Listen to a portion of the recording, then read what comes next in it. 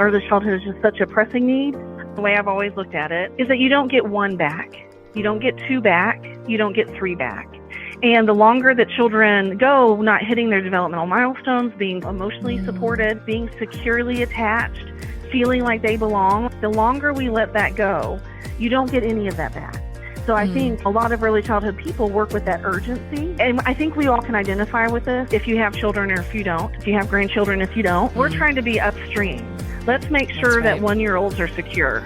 Let's make sure 2-year-olds are secure. Are we building little brains to be secure and hit their milestones? And that when they show up to kindergarten, that they're ready to be learners, because that's the expectation. Welcome to the Weld Together podcast by United Way of Weld County, where we share stories about what's possible when people in a community come together for good. I'm your host, Diana Smith, and today I'm talking with Stacy Howard, Program Officer and Manager of Behavioral Health Strategy at the Buell Foundation. She has so much to share with us about early childhood education, why it matters, and what's being done in Colorado to help. Stacy, thank you so much for joining us today for the podcast. Yeah, I'm happy to be here. Well, we like to begin by asking our guests one question, and that is, what is in your cup? Do you have a beverage with you or a favorite beverage? Oh, interesting. I carry ice water particularly with me everywhere. It's a Red Rocks amphitheater cup. That's a good one. Okay, so I have to ask, just out of curiosity, if you remember the show that you got it at. Oh gosh, my husband and I see about 30 live shows a year. Not all at Red Rocks, but yeah, it would be really hard for me to pin that down. That's amazing. That's such a good thing to weave into a life. We haven't always. We used to have 3 young children, so we put it on hold for a long time, but now our youngest is 11, so we have decided to make a little bit more time for us. We've seen one band almost 150 times. I wouldn't say they're necessarily our favorite, but we've seen Fish since we were 16 together. Oh my gosh. Okay. That's brilliant. I know that you are among many friends. Yes, there are many friends. We could talk about all sorts of things, but let's talk about the Buell Foundation. What is the kind of work that you're involved in? So we're not a very large team. The whole team at Buell Foundation is 14. And 6 of us are program officers. And a program officer is basically the front-facing role to work with grantees and new applicants. So as a program officer, I have 2 roles I've been here almost 7 years. I've been in the field of early childhood for 24. This is my first role in philanthropy. I've been in different positions. But my role is to be a responsive grant maker, which means we respond to whoever applies. We don't solicit, we don't invite. It's an open application process. We open applications 3 times a year. So we're doing this grant cycle 3 times a year with different partners. So my role is to serve Metro and then Larimer, Weld, Boulder, and Mesa. But I've been in Larimer and Weld pretty much since I've worked with Buell. So I've worked with United Way of Weld for a long time. My second role, and why I was hired, mainly Buell Foundation, before I came on board, decided to go bigger into behavioral health. They've always funded into it. And this is behavioral health that impact young children. Our focus is birth to 5. So we only serve either families who have those ages of children or programs that directly benefit children of those ages. So they brought me on board to help them decide how they could go bigger, continue to fund everything we always have funded in that area, but how can we make a bigger splash in behavioral health? So they brought me on board. So that means anything that comes into our foundation that either a partner has labeled behavioral health or we define it as behavioral health comes across my desk. So I work not only with partners in those counties and Metro, but I also work with statewide partners who fall into that category. Okay, so that is a big role. You have a lot on your plate. We have a lot of partners. Buell Foundation is statewide, so we have, I would say, at least 350 partners. There's some people, I call it my stack, just your application stack, that we have funded for more than 20 years. We have funded United Way of Weld for, I have that number here. We've historically funded 2 areas within your whole organization. And as you all have changed over time, we've responded to what you've told us you've needed. So we've been a partner since 2003, so 22 years. So you're in that long-term partner stack. And I could be wrong in this, but my quick numbers is we've invested more than 1.36 million into United Way of Weld over the years.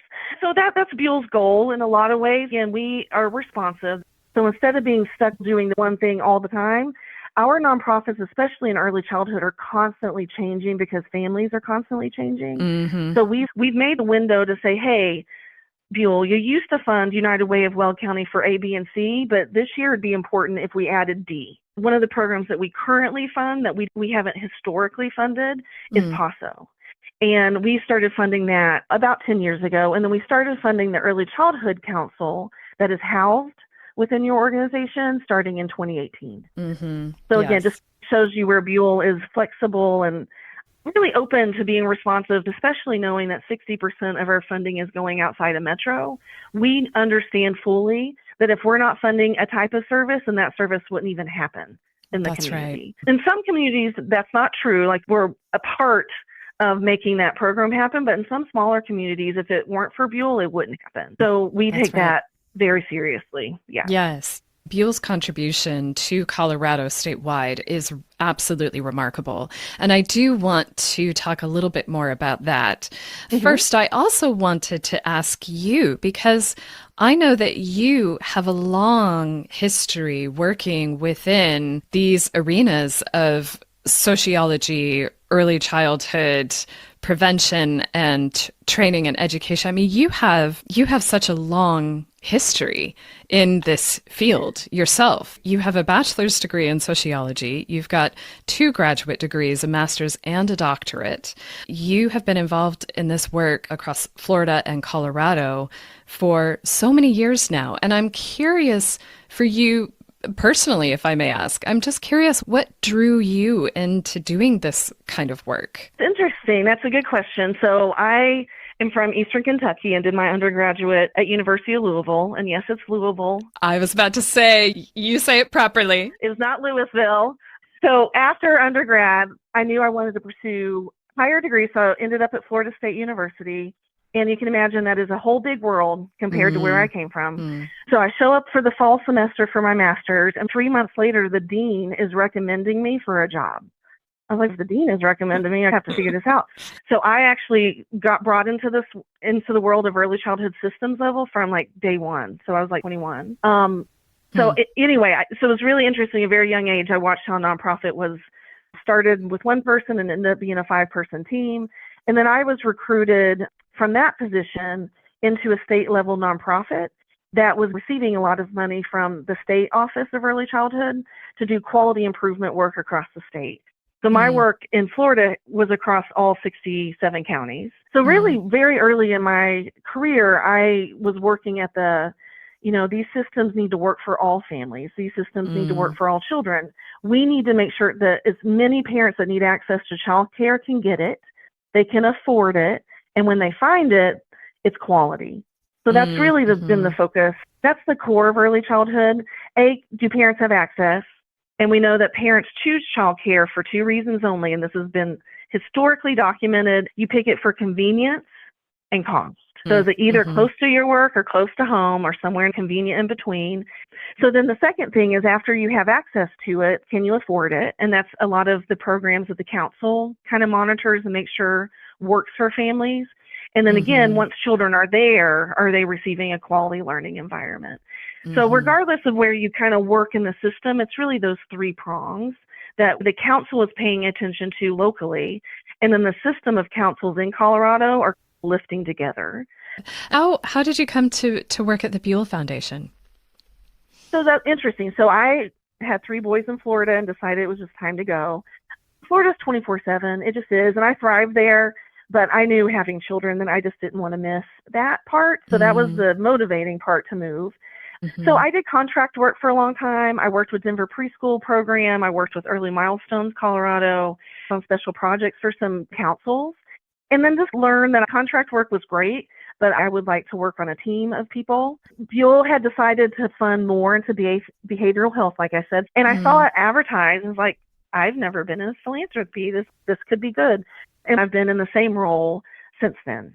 When we talk about early childhood, for those folks who are not, immersed in the nonprofit world to someone who wasn't familiar with what early childhood encapsulates, how would you just briefly introduce them to what early childhood is? Yes, so early childhood nationally is birth to third grade. So that's typically, if you hear someone say early childhood, that is where children are developing the same. By third grade, children develop differently. So third grade and up is different. You've got middle childhood, you've got adolescence.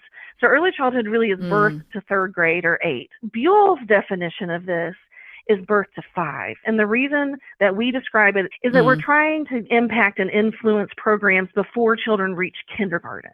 All of our work is preventative to hopefully help in school readiness.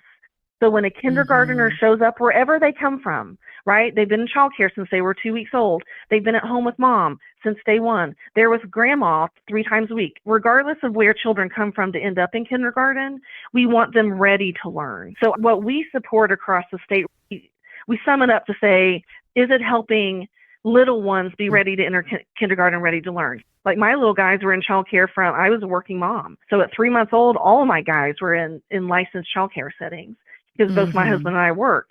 But some families we know don't need that, don't want that for whatever reason. So Buell funds various models of home visitation across the state. That's when a home visitor knocks on your door, comes in, works with mom and hopefully dad or caregivers in the home with their young children, and they go through curriculum. And they work with them sometimes more than a year. Sometimes as long as you have children, they'll work with you. It depends on the model. But that's one example of where we work where it's not licensed childcare. And then also another way is parenting education. Typically when parents are involved in child welfare or almost involved, like they're right on the cusp of being involved, it's because parents are lacking knowledge and skills, or they're doing what they know to do. And all parents do that. We parent the way that we were parented. So we fund a lot of nonprofits that offer that parenting education to lift parents' skills, their knowledge, their understanding of parenting, which is pretty powerful because that changes behavior. So parents are like, oh, I had no idea that a bedtime routine is really good for their little brains. I thought it was just about getting clean at night. Just those aha moments that change what it looks like for children in homes. And it's not only families who are involved in child welfare. We have plenty of programs where it's just open to the community. You're a first-time mom that's overwhelmed and you're like, I think I need help. That you can access programs without it being a referral of any kind. We also do systems level work. A lot of prepackaged parenting education and home visiting programs are not always culturally sensitive. They don't always work for all families. So in some nonprofits and smaller communities that have figured this out because they're serving their community, we will fund what we call homegrown. Like they've adapted curriculum to fit. That's the goal. In my world, the behavioral health world, it's a lot of social emotional supports for childcare providers, other early childhood professionals, families, and children. An example where we fund pretty big is called early childhood mental health consultation. So when children are displaying challenging behaviors, which unfortunately I will say over the last 3 years, we have seen an increase in the number of children showing challenging behaviors. It's not just 1 or 2 little guys anymore. It can be entire classrooms. So when teachers just can't, which you can imagine, I've done all I can and I can't, you would call this consultant to come in, not to intervene to address why the child is acting that way, but to address the environment. What is it? How can we control the environment? So it's just an outside perspective that can say, hey, teacher, tell me what you've tried, and here are 2 more tools that you can use. And let me show you how to use these tools. So the idea is to leave the teacher resourced. So when that little group is a challenge to her again, that instead of having to feel like you've got to rely on calling someone who may not be available all the time, honestly, that you are left with skills to be able to lift that up. So we fund a lot of social emotional curriculum that people deliver to teachers. And the idea is to lift their skill set. It's not a one and done. It's teacher, what do you need? Like, how are you regulating when a child cries all day? And you can imagine all of us would just lose it. So we fund that role across the state pretty significantly, but still not enough. Like, it's just a drop in the hat. The Weld Together podcast is brought to you by United Way of Weld County. building powerful partnerships to bring about lasting community-wide change. Learn more at www.unitedway-weld.org. Please tell me what you think. But I think this is what the Buell Foundation and United Way of Weld County share in common, is that we're listening to the community. We're there to listen first to what are the needs, what are the solutions that people are looking for, and then we're going to respond to what we're being told by the community is actually a need. And early childhood is urgent. And it is widespread in terms of its needs. And this big issue needs big resources behind it. And I think that is what makes Buell so astonishing on the landscape of early childhood, because as you said, Buell Foundation has supported United Way of Weld County from 2003. And so that's 22 years that both organizations have been at this work. I kind of want to celebrate that because that's tremendous. Think about all of the people who have committed so much of their time and their talents and their funding to this work. That's hopeful, right? I see some hope in that. Like, we're not letting go. We're going to continue to do this work, and we have continued to do it for so long. And then I heard that overall, the Buell Foundation has given, I think it's something like $64 million have been awarded outside of Metro Denver since Buell Foundation began focusing in this area. If not more, honestly. That number sounds a little small to me. Okay. We've grown over time, so our investments have been growing. So the board has been tremendously talented at that. So we give a percentage of that, and it's around $20 million a year. And that's been since I've been there. Well, and I think also you hear these numbers and it's incredible. And again, I think it's hopeful because it shows you the kind of support that is rallying for children in Colorado. And we need it. We need that kind of rallying support. I know for United Way of Weld County, what we have done with that funding is we've put that into licensed child care providers, helping to improve the quality that licensed child care providers are offering, but also offering training for those home-based child care providers who may not be licensed. And we're doing a lot of work around campaigning, actually, to let home-based providers or people who are interested in becoming a home-based provider to get the training and the information that they need to go ahead and sign up for that. And that is a huge resource into helping families find childcare for those families that need to work. A lot of people just don't know that that's available as an option to them. I agree. And I would say, honestly, to the credit of United Way, again, we fund hundreds of nonprofits, and you all blow it out of the park when it comes to what you just spoke to. Just from my experience, not just in United Ways particularly, but in councils and that early childhood work particularly, you all are so embedded in your community. I would put you all at the top of the list in your ability to be trusted in that way, to make programming available to different types of, again, find children where they are. They're not all in licensed child care centers. And that's even right. If families want all of their children to be in licensed centers, there's not enough slots for everybody. There's not enough space for that to happen anyway.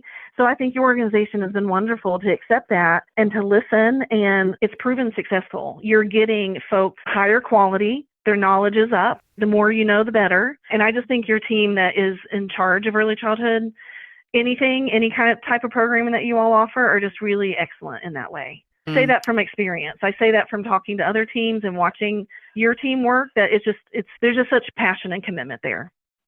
There really is. And it runs deep in that team. Yeah. They are just incredible. Lisa and everybody on that team are so dedicated, and they're so deeply knowledgeable too about early childhood needs, about the issues that are happening. They really do remarkable work. No, I agree. And absolutely. And I would give all the credit to them. I've worked with them for over 7 years, and I learn every time I meet with them. I went to a state membership organization, and I happened to sit at the Weld table. And again, I feel pretty comfortable with them. They know me. I know them. I know enough about what they do. But they're so knowledgeable about the workings of your community. And they educated me about the growth of your community, like the population is changing and growing, and that's something that they need to respond to. But I just feel like they're always thinking ahead. Here's what's in front of us now, which is not easy work. And I really give them credit for constantly thinking about, if this happens in this community, it's going to have an impact on families in this industry or who work here or wherever those moving parts are in your community. I just feel like they have such a good pulse on the community, and I always learn from them. Mm-hmm. They are always keeping their ear to the ground. And we are deeply grateful for the amount of funding that we receive for this arena, because it does take a lot of ingenuity. It takes persistence. It takes, thinking outside of the box sometimes. Oh, agreed. I think there's just a passion. You had mentioned earlier, early childhood is just such a pressing need. The way I've always looked at it is that you don't get one back. You don't get two back. You don't get three back.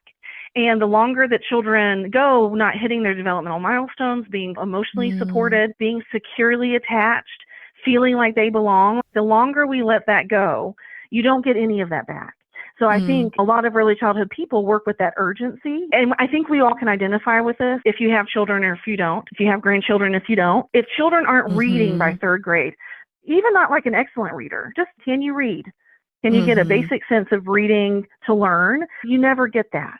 Your fourth grade teacher can't slow down to make sure that you do that. Your fifth grade teacher certainly cannot slow down to do that.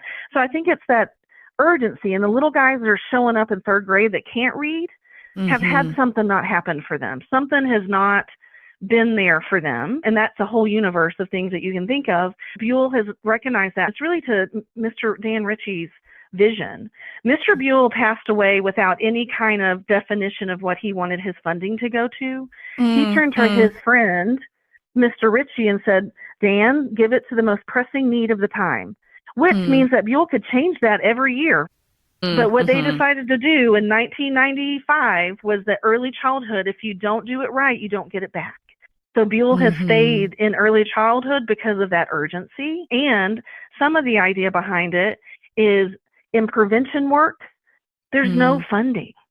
No one pays to prevent anything. We should. But a lot of our state funding sources or federal sources or whatever sources are built around identification once issues are identified. But we're trying to be upstream. Let's make sure that 1-year-olds are secure. Let's make sure 2-year-olds are secure. And they're secure in that they have home visitors that come to their mother and father's home and work with them to say, hey, have you ever thought about playing on the floor with them? Get on the floor, get on their eye level. Just very practical, everyday child development, brain building exercises.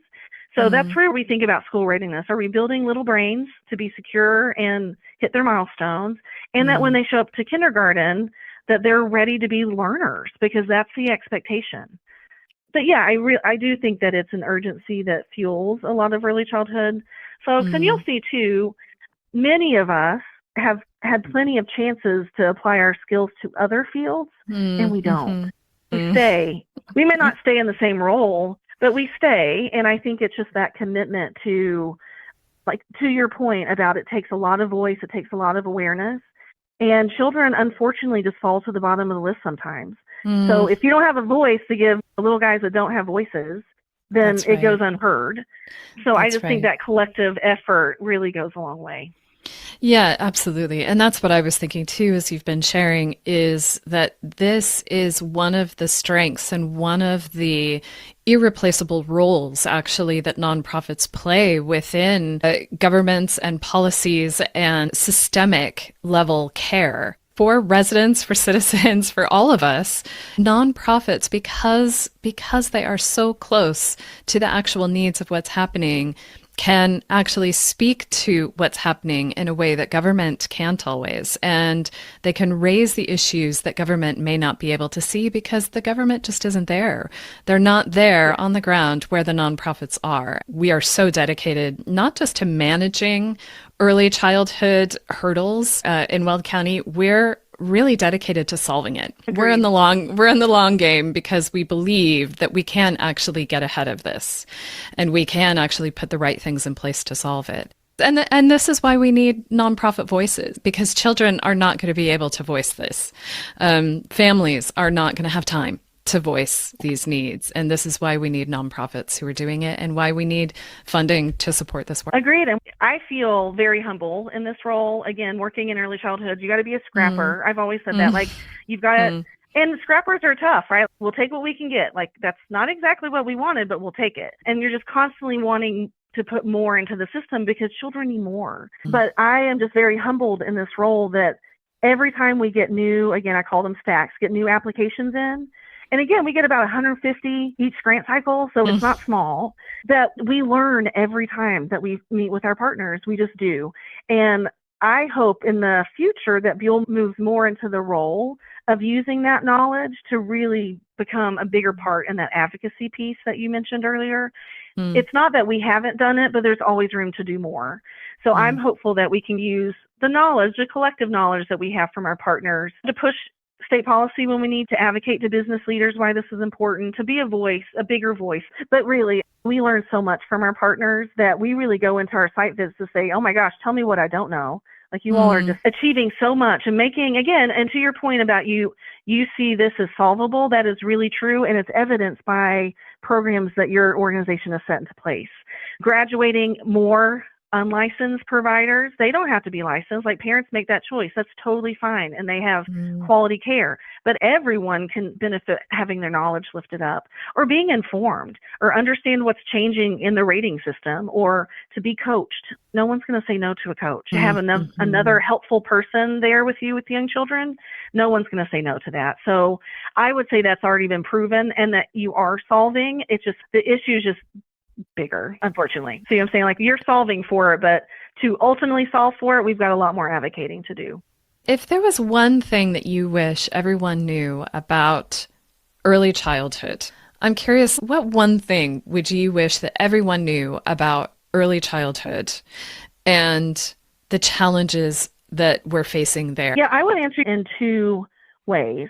The first one, which I think is the most important but often overlooked, is that when newborns come into this world, their little brains have so many electrical sockets, like too many that they won't ever use in their whole life. And as they hear language and feel secure and their needs are met, like over that whole early childhood spectrum, these needs are pretty much the same.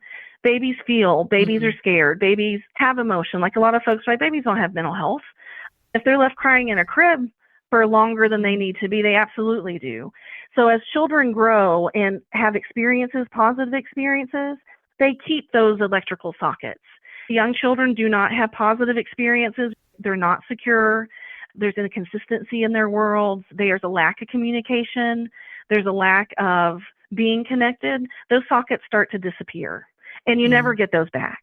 So it's all about brain development, and their little brains ultimately will stop growing. And if we miss that period, you never get that back. So I would say, I hope that everyone will realize the importance of brain development, and that it's not a forever thing. It's a very small window of opportunity to make sure we do that. And there's no one way to do that right. We just got to make sure that babies are secure in all the ways that they need to be secure, period, with whomever that is in their world. And then I would say early childhood as a field, I think oftentimes it's overlooked that early childhood, it's not only about children developing, but it's about parents' ability to work. We can't, parents of young children, it's the most expensive time in the trajectory of your family. It's the most stressful time. Tying shoes, getting them out the door, packing. I remember the day that I did not pack a diaper bag. And I was like, whoa, like, I have reached some kind of milestone that I don't need to take a diaper bag out of this house. So it's the most stressful. It's the most weighing. You don't have sleep. So it's the hardest, shortest period for a family. So to have that consistent place that you're not worried about your child being at all day so you can work, I just think that's often not talked about, that it is a workforce support, which then is an economy issue, which is a healthy community issue, which early childhood is not about individual children. It's about the bigger network of how a community works. We like to ask all of our guests another question, and that is, what fills your cup? What keeps you going in the face of those challenges? I guess what fills my cup is that sense of urgency. I'm just very passionate that when you see 14-year-olds who their worlds are falling apart, something didn't happen good for them when they were little. Someone failed them. They didn't have access to something. Again, no pinpoint. It just takes so much more energy to fix than it is to make sure that they don't need fixed in the first place. The foundation is there. And then, life happens and it's not easy for everybody. But if you're secure and you feel like you're supported, you can be resilient. And then you have people that work through hard things in their life because they've learned resiliency. So I just think that's key. And if it just breaks my heart to think that we still today have third graders that can't read, that means the system has failed them. That is not their fault that they can't read in third grade. So my whole world, I was in early childhood before I had kids. And then I had 3. So then my world collided, right? I'm dropping off 2 kids for childcare. I'm like, that's my world personally as much as it is professionally. And we've had trouble in childcare settings, but I'm lucky because I work at a job that will support me, that I won't get fired if I don't have childcare. I am resourced that if my children are showing behaviors that I can talk to people. I think about the families who aren't resourced, who don't have family support systems, who are just on a thread, and that motivates me to work harder. Can we make all these programs that are in place easier for them? Think about the mama that's got to catch 3 buses with 3 kids in tow that has to apply for assistance. Can we make that easier for her? So again, I'm probably overly passionate when it comes to that, but I think it's the protective mama bear. Like littles don't have voices, and we need to educate the adults around them, again, whoever that might be, to do better by them. When their systems need to be better, it goes on all sides. It's not a point a finger kind of thing. We need to make sure that teachers have what they need, parents have what they need, they feel supported at work. There's family-friendly policies. Like we work with nonprofits that hammer that to make sure that families are supported at their workplace. So it's really the gamut of like, where can we lift that system? And I don't know, I think once you get into the policy world, it's really hard to turn your brain off. Once you're in policy at that level, you're always in it, because you see that's where real system change happens. So I think that's my passion too, is if we can change the rules and the laws that govern some of these supports for families, then that's where you can make it better for families. That's right. Oh, well, Stacy, thank you so much for sharing with us. Well, I hope that I've said it a couple of times, but I really do. I would just hope that as part of this interview that it's reflective of really the people making the work happen locally, and it's all the credit to your team. We happen to be there to support and help you drive to where you're driving, but it's really the direction and vision of your team that makes that happen. So I hope that's heard. It's all of Buell that sees that value, and that we're really just humbled and appreciate like just having a chance to be partners with you and other people across the state. Thank you so much, Stacy. I'm going to definitely make sure that our team hears that. And I really appreciate you saying so. And again, not Stacy at Buell, even though I believe that, but I know for a fact that it's the entire organization. The appreciation goes both ways. It's just been brilliant to talk with you. It definitely goes both ways. Thank you. Bye-bye. Join the caring power of the United Way of Weld County community. Visit unitedway-weld.org, where you can learn more about our projects, find great volunteer opportunities, and donate. Special thanks to our cornerstone partners, our leadership givers, and the many individuals who make our work and this podcast possible. The music you heard today is by Alex Productions. I'm Diana Smith, your host. Thank you again for listening to the Weld Together podcast. And until next time, remember to be kind to yourself, be kind to others, and remember, even a little good can go a very long way.